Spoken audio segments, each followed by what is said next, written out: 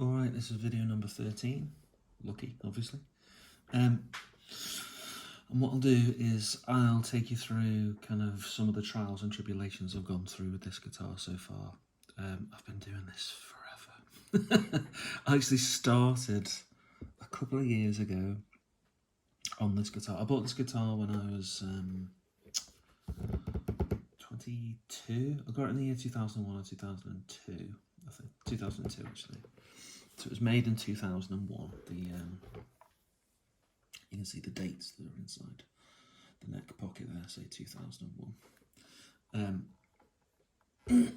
So I bought it in 2002 with a bit of a student loan, which is a bit of a rite of passage for people in England, as you'll know. So this was one of the things I got. And I just treated it quite badly. I remember I had, at one point, the original scratch plate was white. I had some metallic foil wrapping paper on it to make it look like, I thought that made it look cool. Probably made it look awful. Later switching to a black scratch plate. But here, around 2007 maybe, I started to just treat it really badly. I was probably treating it badly before, that's when I can remember treating it properly badly. So here, why this is here, this is from a, a Roland pickup. It was a GK2A or a GK3, and I screwed something into there, like part of it, so it'd be part of that body, and I just screwed it straight in. I didn't do a pilot hole, didn't do nothing, just went, put it straight in. And I was very much of that mind with guitars at the time. I was like, it's okay if they look like they're knackered and worn in. That's what they should look like. And some people like that look, and I liked that look at the time. But these days, don't. And I'm trying to get it back to its, or closer to its original niceness. So that's where that came from. That was just a chip later on. There were scratches and swirls on it. My Uncle Chris dutifully tried to help me repair it, but like since then I think there were more scratches. And so a couple of years ago, maybe it was because I turned 40 a couple of years ago, but I started to care about like making this nice again a bit more, and I started to get some stuff together. So I mentioned the GK pickup earlier. You'll notice when I show you in a second, there's actually going to be a divider pickup kit installed into it, and some of those things are already here. So that switch here is from the kit. I'll take you through all the electronics in a minute, and this pot is from that kit as well. But there were a number of other things. So I'm trying to do everything all at once, which is obviously the best way to do things if you're mental. So let me take you through the things I want to do. Firstly, I wanted a sustainer pickup in the neck, and that's what this is here. So I'm going to lift this out here, it's no screws on it. Got a sustainer pickup in the neck. This isn't a Fernandez, this isn't a, what's that other company who do it? I forget right now. But there's another famous company who do them. This is a third party. This is somebody from the Philippines, I believe. And it's Puyves, Paves, I think it is. Shout out to them. You can see on the back, that's part of the pickup. That's all the wire I'll get into in a second. So install that. Second thing is to put a GK pickup here. And you can see I've started to hollow out a bit of a hole with a file there for the wires to go down through into the body from the pickup. The next one was I did a bit of a pickup upgrade from the stock pickups. These are from Iron Gear. These are called Smokestack pickups. Lots of people say they're really good and they're very reasonable, cheap. Smokestack 2. They are called, here we go, you won't be able to read through the sticker, but it says the Smokestack 2 features dual coil pickups for increased output. Now that doesn't mean they become humbucking. I'm not sure exactly what it means, but it means higher output basically. Alright, and then we've got some switches here. They're for sustainer. This is on and off, I think. And this is harmonics mode, on and off. This is for the GK pickup. That is one position will be a GK only, which is going to be there. This will be a blend of built-in pickups and GK, and that will be regular pickups only. Right, the switch is here. This switch is for whether the pickup is regular coil, off, or double coil.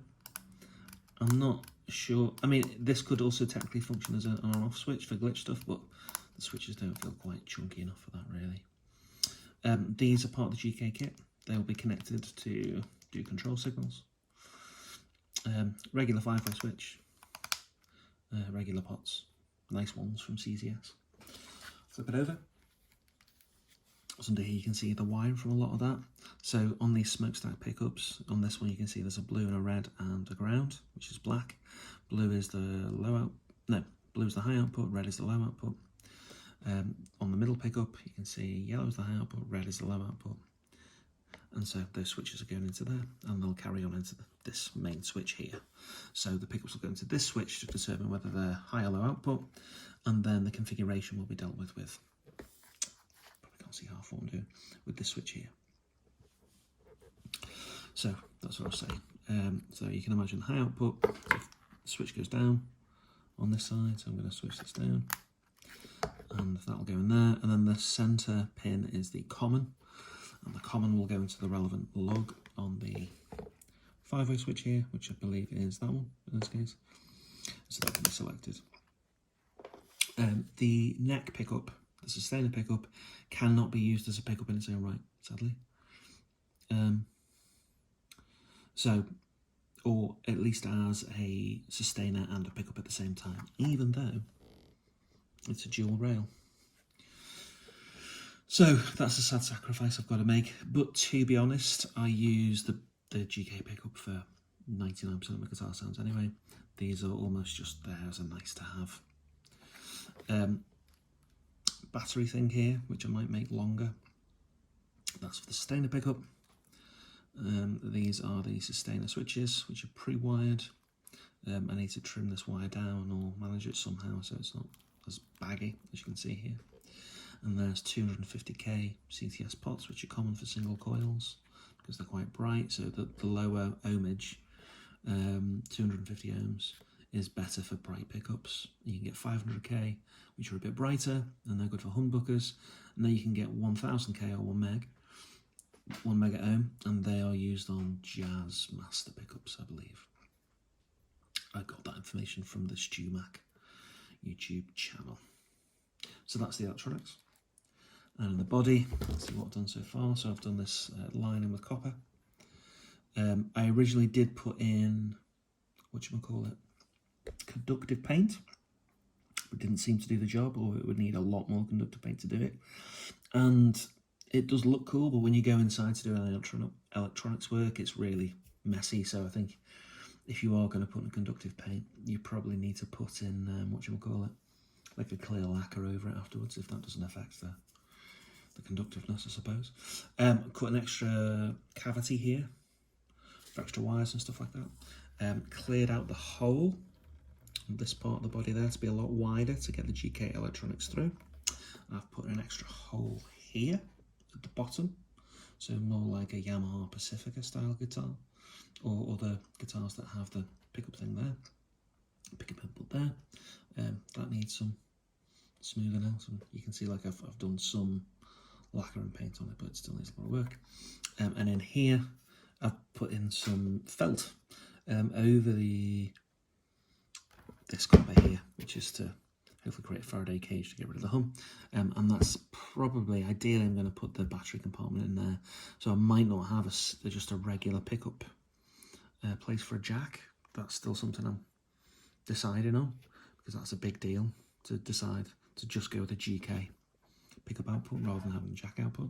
But again, it's kind of like you can have those pickups, the two regular pickups, go via that switch, so I'd still get all those sounds. And then we've got more copperness there for the lining at the back. That's probably overkill. But I was trying to think, like, if you're making a Faraday cage and parts of it are linked, it's best to have the whole lot done, so it's like one big Faraday cage. Paint wise, so these two things here, there were other scratches on this body here, some a long time ago, some recent. And then you can see a dip here. This is a dip in the lacquer. I don't know if you can see there, you go, in the light there. That was actually to remove a scratch, so I'm going to fill that in with a thin super glue or a lacquer. The same here and here, this bit's already been filled with super glue. There's another one here, and this needs to be dealt with higher, what should we call it, grits, sandpaper grits, to get that out. A couple of other scratches here, as you can see. I'll take it right up. They're not too noticeable from a distance. Well, they are, aren't they, when you look at them in this camera? But like in regular light and stuff, they're not too bad. But so we're going to have a go at reducing that. If it doesn't work in the end, I'm just going to get it as close as I can, because I do want this guitar to work and be playable. So if it's going to be a real life relic, which it is, it's been through 20 years of toil, then so be it. I'll still be happy with it. But my idea is that it'll be nice if I can get it looking